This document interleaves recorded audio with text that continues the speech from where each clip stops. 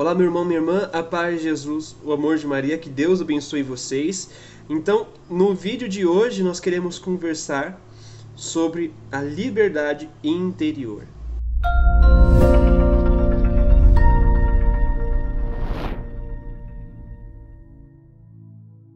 A paz de Jesus, eu sou o Igor, sou fundador da comunidade católica Unos e é uma grande alegria ter vocês conosco no nosso curso de consagração. Já estamos na reta final. Então, as próximas semanas já vão ser as últimas, tá bom? Então, não vai acabar agora em dezembro, tá? Então podem ficar tranquilos que vai acabar só... a gente vai buscar correr para chegar em fevereiro para a consagração, né, no dia 11 de fevereiro, que é o dia de Nossa Senhora de Lourdes, tá bom? Então, é mais ou menos nessa data que nós vamos estar lançando, uma vez por semana, as orações das preparações, tá bom? Então, em janeiro, nós vamos ter o primeiro vídeo das preparações, né, das orações preparatórias, que nós vamos gravar para vocês, tá bem? Então, vamos lá, vamos saber qual é o sexto motivo. Então, aqui no número 169 do tratado, São Luís nos diz: esta prática de devoção dá às pessoas que a praticarem fielmente, ou seja, não é para qualquer pessoa, é para quem praticar, uma grande liberdade interior, que é a liberdade dos filhos de Deus. Visto que por esta devoção nos tornamos escravos de Jesus Cristo, consagrando-nos todo a Ele, nesta condição de este bom mestre, em recompensa do cativeiro por amor, a que nos submetemos, tira primeiro a alma de todo escrúpulo e temor servil. Então, o que é o temor servil? Antes de eu falar dos escrúpulos, o que é o temor servil? O temor servil é o seguinte: é um temor da punição. É aquele temor de eu tenho medo de ir para o inferno porque lá vai ter um castigo para mim. Então, se você não tem medo, você não peca não porque você não quer ofender a Jesus, mas porque você tem medo do castigo do inferno. Nós temos que ter... É um temor bom? É. Mas ele ainda é imperfeito. Ele ainda não é puro. Agora, temos o temor filial, que é um temor que você não teme mais por causa que tem as penas do inferno. E se você pecar, você vai para o inferno. Não. O temor filial, você reconhece Deus como seu Pai. Deus como aquela pessoa que você ama. E como você ama, você não quer entristecer, você não quer ofender. Então já é uma coisa que você vai começar a viver. Você não vai ser mais um temor servil. Não vai ter mais medo de ir para o inferno porque lá vai ter uma pena para você. Você vai ter um medo, digamos assim, de ir para o inferno porque você vai estar ofendendo o seu Pai, ofendendo o seu Deus. Vai estar entristecendo o coração do seu Deus. Então você não vai querer isso. Já o escrúpulo, né? Muitas pessoas podem ter escrúpulos, né? É muito tendencioso que um melancólico como eu, né, tenham escrúpulos. O que é isso, Igor? É quando você... Escrúpulo é uma doença da alma, tá? É uma doença espiritual. Que é quando você não sabe se você pecou, se você não pecou, se você está sendo vaidoso, não está. Então, para escrúpulos, eu já peço para que você, né, se você percebe que você é assim, eu não sei se eu pequei, se eu não pequei, se foi venial, se não foi venial, se eu consenti ou não consenti, se devo comungar ou não devo comungar, eu te aconselho. Busca um diretor espiritual. Igor, mas eu não tenho aqui na minha cidade um padre santo. Procura o seu pároco, mesmo se ele não seja santo. Procura o seu pároco. Né? Porque eles vão... Padres, todos os padres, já são mais fáceis para te ajudar. Tá? Então é algo importante que você tenha um diretor espiritual. Mas a consagração te ajudará também a ser liberto do escrúpulo, tá?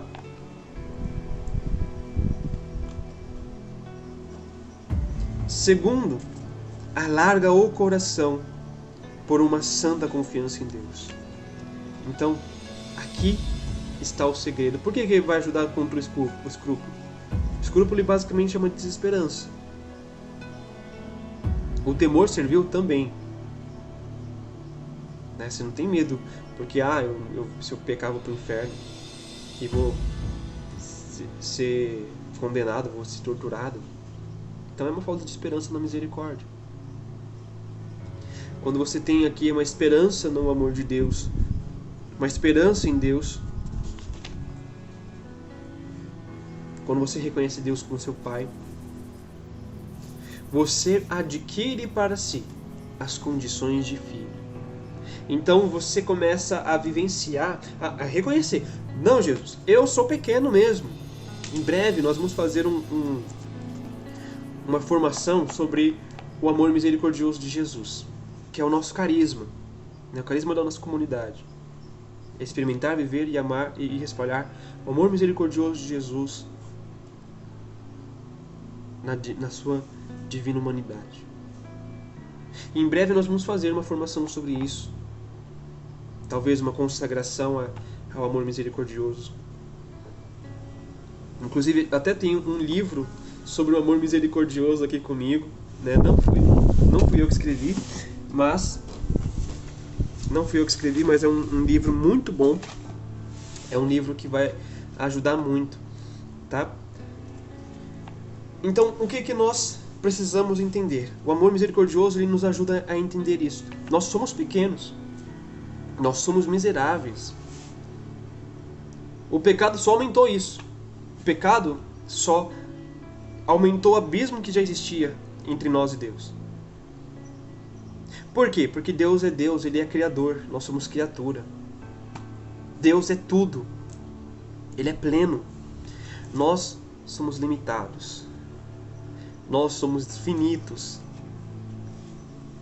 Mas aqui vem o segredo do amor misericordioso. É a esperança de tê-lo como Pai. De ter Jesus, de ter Deus como nosso Pai. E nós podemos nos abrir, podemos nos entregar, podemos nos colocar no amor de Deus, confiar no amor de Deus, que dele nós receberemos todas as graças, que dele nós receberemos todas as forças, que com ele nós vamos conseguir vencer todas as nossas dificuldades. E aí a gente vai vencendo pouco a pouco. E aí a gente vai conseguindo conquistar as nossas graças.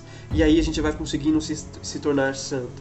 Então o amor misericordioso é basicamente esta graça da esperança. A esperança que eu tenho em Deus e tê-lo como meu Pai. Considerá-lo como meu Pai e que Ele vai me prover tudo. Qual que é a função de um pai? Ele é ser o segurador, ser o guardião da família e ser o provedor da família. Então tudo que nós necessitamos, o pai tem que providenciar. Tudo que se nós estamos correndo um risco, é o pai que tem que defender. E é isso que Deus Pai fará por nós. Então você que é pai, saiba da sua missão, você é protetor. Você é um guardião da sua família, não só do seu filho. Você é um guardião do seu filho e da sua esposa. Você tem que se tornar reflexo de Deus Pai. E você também é provedor. Você tem que prover as condições necessárias para a sua família. Você tem que prover a boa educação para o seu filho, para a sua casa. Tem que ser o exemplo. O pai sempre tem que ser um exemplo para sua esposa e para o seu filho. Não é, a gente fala carinhosamente, chefe da família. O que um chefe faz? O chefe é aquele que vai primeiro, aquele que vive primeiro. Hoje o nome de chefe, né, ficou distorcido, mas o nome original do chefe, o nome puro do chefe é líder. O que o líder faz? Qual que é a diferença entre chefe hoje em dia, né? A diferença entre um chefe e um líder. O chefe diz vá, faça. O líder diz vamos, façamos, vamos junto. É aquele que dá o primeiro passo e que convida as pessoas a fazer o mesmo. É aquele que dá o primeiro passo e convida as pessoas a fazerem o mesmo, tá bom? Então, nós começamos a ter esta experiência. E o terceiro ponto que São Luís nos dá aqui é: inspira-lhes um amor terno e filial. Nós começamos a amar a Deus com o amor de filhos, que é o que nós já vimos, né, aqui na nossa consagração. O oitavo motivo, né, a gente vai terminar os motivos hoje, para que a gente já possa nos preparar, né, para as próximas partes que nós vamos tratar. O sétimo motivo é que Deus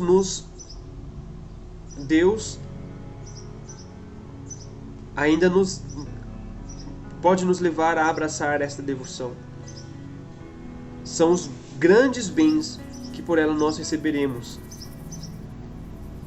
né? Os nossos próximos receberão. Então, pois praticando e exercendo com Ele a caridade de uma maneira eminente, já que lhe damos pelas mãos de Maria o que temos de mais caro, isto é o valor satisfatório e impetratório de nossas boas obras.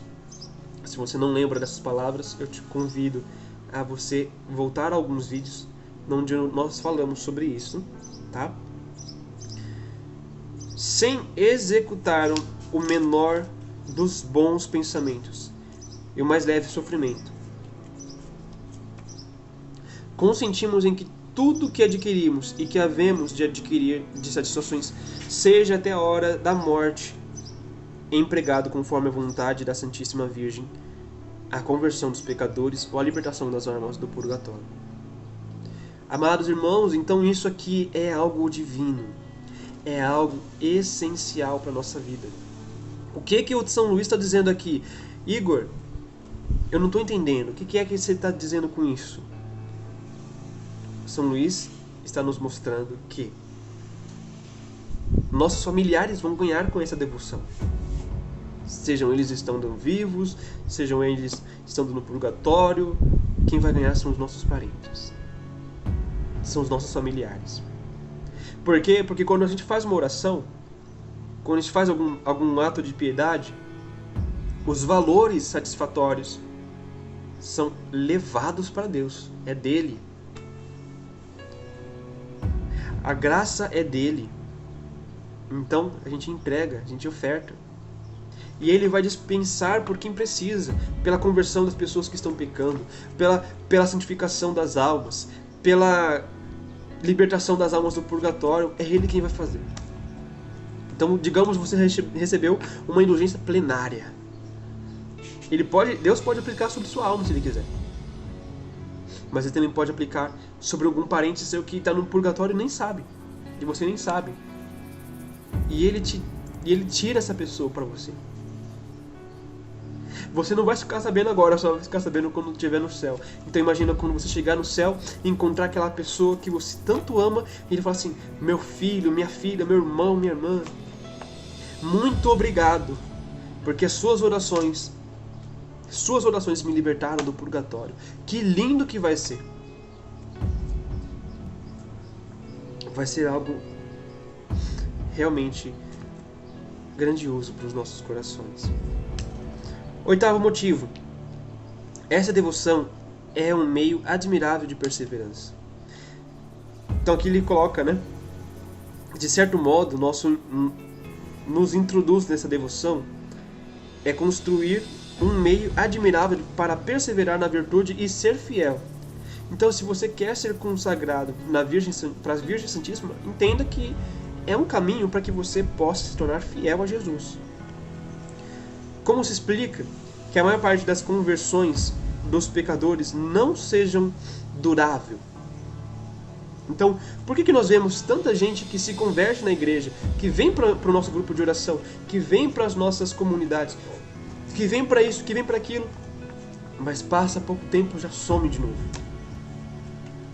pessoas inconstantes, pessoas que vêm e vão, pessoas que ora tá aqui, ora tá lá, ora volta para cá, depois de novo, depois volta para lá, ou então pessoas que ficam de galho em galho nas outras igrejas.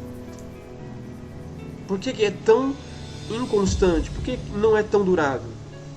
De onde vem a facilidade de recair no pecado? Por que que você caímos tanto no pecado? Porque a maior parte dos justos, ao invés de avançar de virtude em virtude e adquirir novas graças, perdem muitas vezes o pouco de virtudes e graças que tinham. Esta infidelidade provém, como já o demonstra, né, como já o demonstrei, né, ele cita aqui o número 87 e 88 do tratado. Depois, se vocês quiserem dar uma olhada, tá? De que o homem, sendo tão corrompido, tão fraco e tão inconstante, fia-se em si próprio e crê-se capaz de guardar o tesouro de suas graças, virtudes e méritos. Por essa devoção, confiamos à Santíssima Virgem, fiel por excelência, tudo o que possuímos, tomando-la por depositária universal de todos os bens da natureza e da graça. Então a gente confia tudo a Nossa Senhora por essa devoção. Nós entregamos tudo. E é para isso que nós nos colocamos. É para esse motivo que nós nos entregamos. E aqui no número 180, São Luís diz: se algum crítico, ao ler isso, achar que falo exageradamente e por excesso de devoção, infeliz dele, pois não me compreende, ou por ser um homem carnal, que não aprecia as coisas do Espírito, ou por ser do mundo, que não pode receber o Espírito Santo, ou ainda por ser orgulhoso e crítico, que condena e despreza o que não entende. As almas, porém, que não nasceram do sangue nem da vontade da carne, mas de Deus e de Maria, me compreendem e apreciam. E é para eles, afinal, que escrevo. Então, meu irmão, minha irmã, não pense que isso seja exagerado. Não pense que seja um exemplo muito além da nossa realidade. Não. Isso daqui que nós estamos aprendendo hoje, isso que nós estamos vivendo hoje, é uma graça que Deus está nos confiando. É uma graça que Deus está nos concedendo para viver bem esse tempo de consagração, tá bom? Então vamos já manter isso nos nossos corações. Bom, nós vamos ficando então por aqui. Já quero também dar um aviso para você. Nós vamos pular um capítulo. Que capítulo? O capítulo 6º do tratado, que é o capítulo da figura bíblica da perfeita devoção, que é Rebeca e Jacó. Então nós vamos estar pulando este para vivenciar depois, para que você possa ler também, né? E nós vamos pro artigo 2º, que é a partir do número 200. Então, para que você possa se achar aí. O capítulo 6º, ele começa aqui contando a história de Rebeca e Jacó, com o artigo 1, que é no número 184. Então nós vamos para o artigo 2, 201, tá bom? Daí a gente já vai começando, vai caminhando sobre a devoção. Então é isso, eu quero agradecer vocês, nós nos vemos na próxima semana. Pai Jesus, o amor de Maria.